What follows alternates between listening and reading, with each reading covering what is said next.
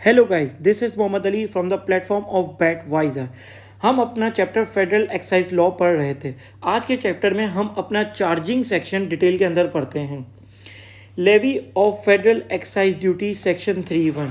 Federal excise duty at specified rate at volume shall be levied and collected on. अब charging section हम detail में पढ़ें कि FAD किन किन चीज़ों पे चार्ज की जाती है। नंबर ए, गुड्स प्रोड्यूस और मैन्युफैक्चर इन पाकिस्तान, मतलब कि जो भी गुड्स प्रोड्यूस होंगे और मैन्युफैक्चरिंग इन पाकिस्तान के ऊपर पाकिस्तान में होंगे उनके ऊपर एफएडी चार्ज की जाएगी।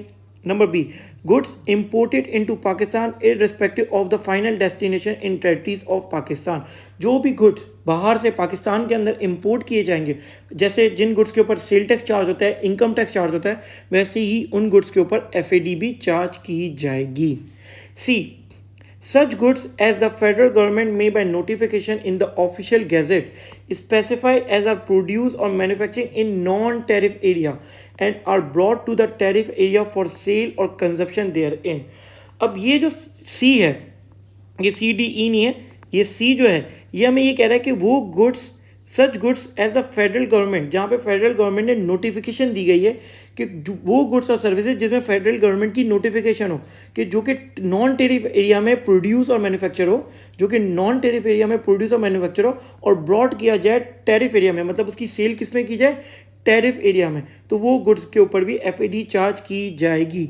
अभी क्या चीज़ है मैं आपको बताता हूँ। सबसे पहले हमें ये जानना ज़रूरी है कि टेरिफ एरिया और नॉन टेरिफ एरिया क्या है। तो देखिए, आपको पता है कि कॉन्स्टिट्यूशन ऑफ पाकिस्तान में, कॉन्स्टिट्यूशन, मैं इसको ज़रा मिटा देता हूँ।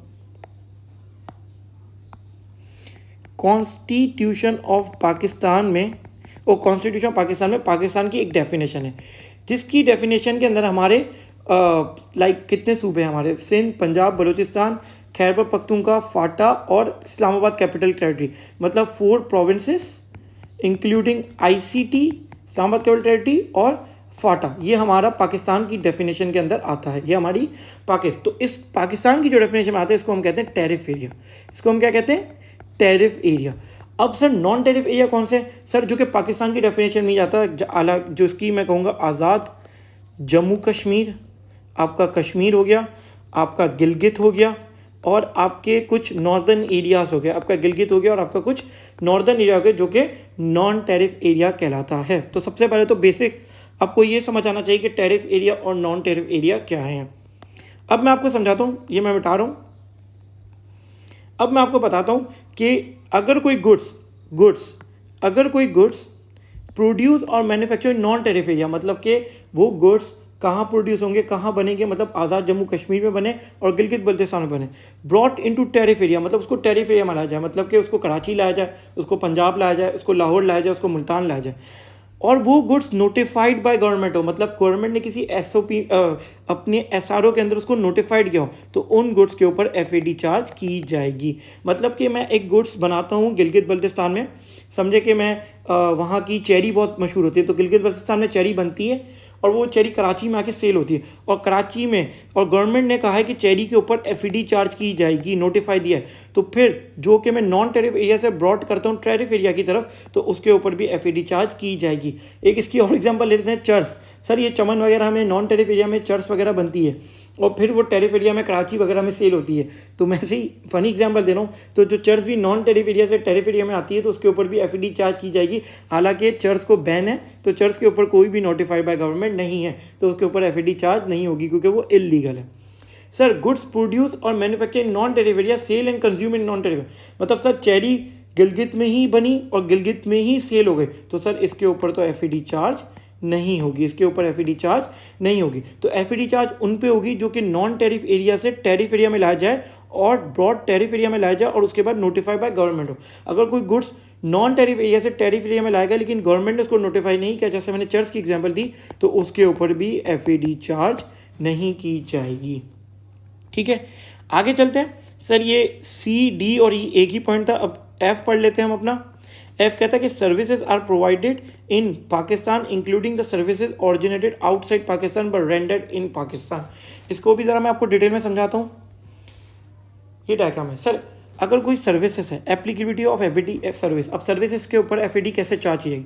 सर कोई भी सर्विस ऑरिजिनेटेड इन पाकिस्तान होती है, मतलब पाकिस्तान से ऑरिजिनेटेड होती है, पाकिस्तान से बनती है और रेंडर्ड इन पाकिस्तान होती है। फॉर एग्जांपल मैं बैटवाइजर फर्म चलाता हूँ सर, अपनी कंसल्टिंग फर्म, और मैं एक ऐसी कंपनी को सर जो बैटवाइजर है वो पाकिस्तान की रेजिडेंट फर्म है, मतलब पाकिस्तान की फर्म है, ठीक है। तो वो सर्विस जो होगी मेरी जितनी भी होगी वो ऑरिजिनेटेड इन पाकिस्तान से होगी, और मैं यहाँ पाकिस्तान की कंपनी को ही एक सर्विसेज देता हूँ, कंसल्टिंग सर्विस। किसको देता हूँ? पाकिस्तानी कंपनी को सर्विस देता हूँ, कंसल्टिंग सर्विस। तो सर उसके ऊपर हमारी एफ चार्ज होगी, हमारी एफ चार्ज होगी। सेम सर मेरी ही फर्म है बैटवाइजर कंसल्टिंग फर्म, और मैं बाहर की किसी दुबई की कंपनी को क्या देता हूँ? सर्विसेज देता हूँ। दुबई की कंपनी को क्या कहता हूँ? सर्विसेज देता हूँ, कंसल्टिंग सर्विस देता हूँ, मतलब ऑरिजिनेटेड इन पाकिस्तान और रेंडर्ड आउटसाइड पाकिस्तान। अब सर्विस जो रेंडर्ड हुई है वो आउटसाइड पाकिस्तान, दुबई के अंदर हुई है, तो यहाँ पे एफ चार्ज होगी, यहाँ पे भी एफ चार्ज होगी। तो मैं यहाँ लिखता रहता हूँ एफ यहाँ पे चार्ज होगी, यहाँ पे भी एफ चार्ज होगा। सर यहाँ पे ऑरिजिनेटेड आउटसाइड पाकिस्तान, मतलब कि सर मेरी अब बैटवाइजर नहीं sir, for example KPMG Dubai है, KPMG दुबई है, वो कहाँ पे? दुबई में, मतलब कि सर्विस। और KPMG दुबई से कोई पाकिस्तानी कंपनी, मतलब PSO या यूनिलीवर या PNG कोई एडवाइजरी लेती है KPMG दुबई से, मतलब सर्विस कहाँ से ओरिजिनेट हो रही है? आउटसाइड पाकिस्तान, दुबई से। और एडवाइजरी कौन ले रहा है? पाकिस्तान की company, rendered in Pakistan.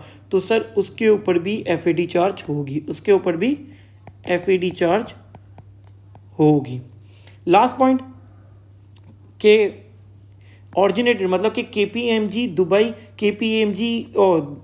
Dubai जो फर्म है आउटसाइड पाकिस्तान, किसी दुबई की ही मतलब के फर्म को लाइक इमार को एडवाइजरी देती है, दुबई की ही फर्म दुबई की ही कंपनी को एडवाइजरी देती है। तो सर ऑरिजिनेटेड भी आउटसाइड पाकिस्तान हुई और रेंडर्ड भी आउटसाइड पाकिस्तान, मतलब सर्विस दुबई में ही रेंडर ऑरिजिनेट हुई और सर्विस रेंडर्ड भी दुबई में ही हुई, मतलब सर्विस का प्रोवाइडर और रिसीवर दोनों दुबई के अंदर है। तो सर ये सर्विस के ऊपर एफ चार्ज नहीं होगी, ये सर्विस के ऊपर एफ चार्ज नहीं होगी। मतलब सिंपल है कि सर कोई भी सर्विस जो ऑरिजिनेटेड पाकिस्तान से हो और रेंडर्ड इन पाकिस्तान हो, ऑरिजिनेट आउटसाइड पाकिस्तान हो लेकिन रेंडर्ड आउटसाइड पाकिस्तान हो, originate outside Pakistan, rendered in Pakistan, तो इन सब के ऊपर एफ चार्ज की जाएगी। अब हम अपना लास्ट पॉइंट पढ़ लेते हैं इसका। Any item not covered in clause A to D above specified in first schedule. Sir अब जो भी आइटम ऊपर नहीं आ रही हो, फर्स्ट शेड्यूल में आ रही है, तो हम पहले भी पढ़ चुके हैं कि जो भी आइटम आपकी फर्स्ट शेड्यूल में आ रही है उसके ऊपर एफ चार्ज की जाएगी। अब एक SRO है, ये कहता है कि F shell be levied on following goods produce और मैन्युफैक्चरिंग नॉन टैरिफ एरिया, मतलब एक SRO के जरिए, जो मैंने कहा ना नोटिफाइड बाय गवर्नमेंट, तो SRO एक दिया हुआ है नॉन टैरिफ एरिया का कि following goods produce and manufacturing non tariff area excluding any territory excluding the territory of Azad Jammu Kashmir and brought into the tariff area for sale and consumption। लेकिन आज़ाद कश्मीर को यहाँ से निकाल दिया, मतलब कोई भी goods manufacture non tariff area और टैरिफ एरिया में लाया जाए। तो सर अब आज के टाइम में एक ही गुड्स है, वो है सिगरेट, चिरोट्स, सिगोलिन, सिगरेट्स, टोबैको, मतलब जितने भी टोबैको वगैरह और ये आइटम है, ये नॉन टैरिफ एरिया से टैरिफ एरिया में लाई जाएगी तो उसके ऊपर एफ चार्ज की जाएगी। तो अभी आज के टाइम में हमारी ये गुड्स है जिनके ऊपर एफ चार्ज, मतलब नॉन टैरिफ एरिया से टैरिफ एरिया में लाने में एफ चार्ज की जाती है। आज की वीडियो को हम यहीं तक रखते हैं। Thank you so much.